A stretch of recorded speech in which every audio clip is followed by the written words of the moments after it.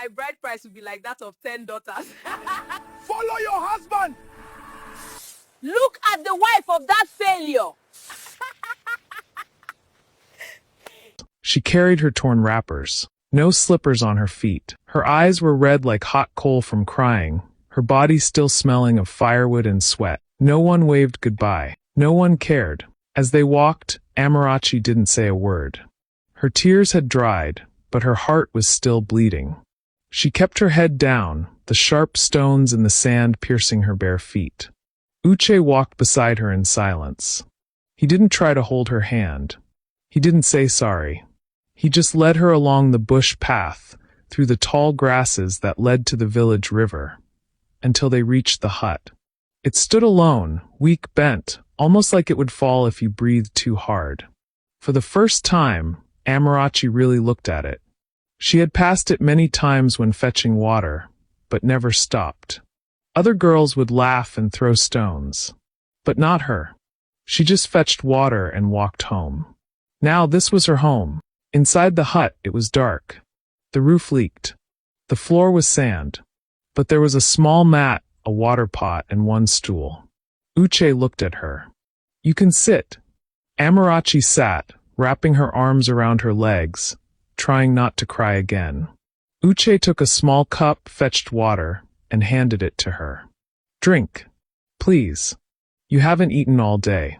She shook her head. He sat beside her and sighed. "I'm sorry for how everything happened." She turned away. They didn't speak much that night.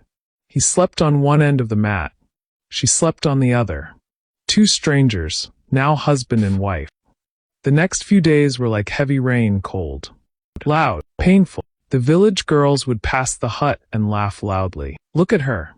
Amarachi, the cursed girl, now married to a broke broomstick of a man. One girl even shouted, "Better to drown in the river than marry that useless thing." Amanda and Mama Amanda also came one day to mock Amarachi, asking her how married life was. Sometimes they'd bring food pretending they brought it for her, but they'll either throw it away in front of her or eat it before her eyes. "Don't worry, Amara. Children are blessings from God. You'll soon start giving birth like a pig." Amanda will always say loud enough so others passing would stop and laugh. "She already looks like a pig," Mama Amanda would add. But Amarachi never answered. Instead of letting their words get to her, Amarachi noticed something. Uche never shouted at her, never hit her, never insulted her. Instead, he bought her clothes. He bought her slippers. If she cooked with the little Gary they had, he would eat quietly and say thank you. When she fetched water, he would help carry the bucket. He once told her, "Amarachi, you're not a mistake. You didn't deserve what happened." She didn't know what to say. She had never heard such words before. Then one evening, after another long day, Uche came back early. He sat down beside Amarachi. "I spoke with my boss in the city. They've asked me to resume work." Amarachi's eyes widened. "Really?" He nodded. "We'll leave in the morning. To the city. Together." For the first time since her so-called wedding, Amarachi smiled. As they packed their small bag, people came to mock them again. Two failures running to go suffer in the city. They will return in 2 weeks. She's going to beg on the street now. Aya! Cursed girl! But Amarachi didn't listen. Something inside her felt different. Not because of the city, but because the Vuche.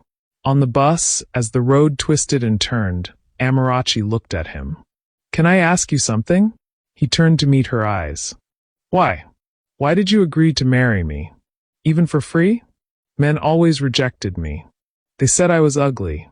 They doubted my age and said I looked old. That I was dirty and cursed. You too, you could have said no." Uche looked at her for a long time, then smiled gently. "You're not ugly, Amarachi.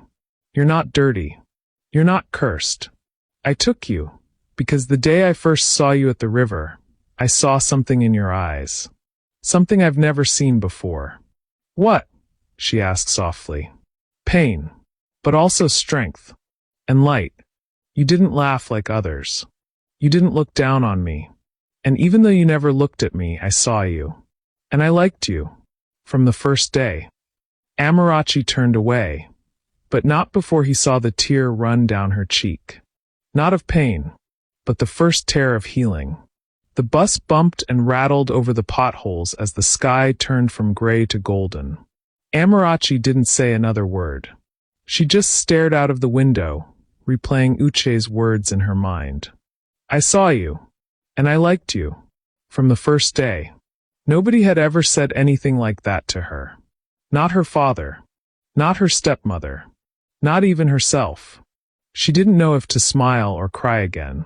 She just held her hands together tighter and leaned a little closer to the man who, though he'd taken her like a loaf of bread, was treating her like a rare treasure. After many long hours, the bus entered the city. Amarachi had never seen so many buildings, cars, and people in her life.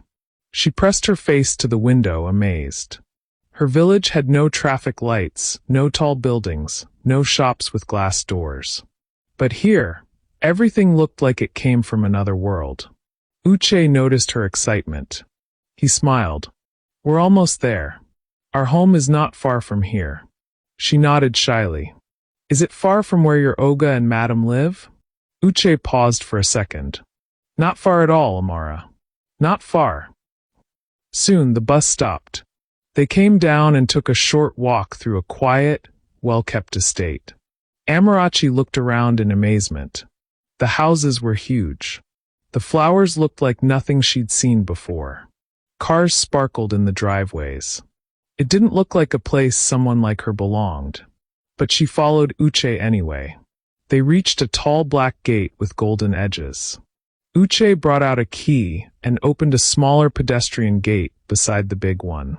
There was a big mansion in the compound. It was bigger than the palace in her village. Amarachi's lips parted in awe. Uche turned to her. Welcome home, Amara.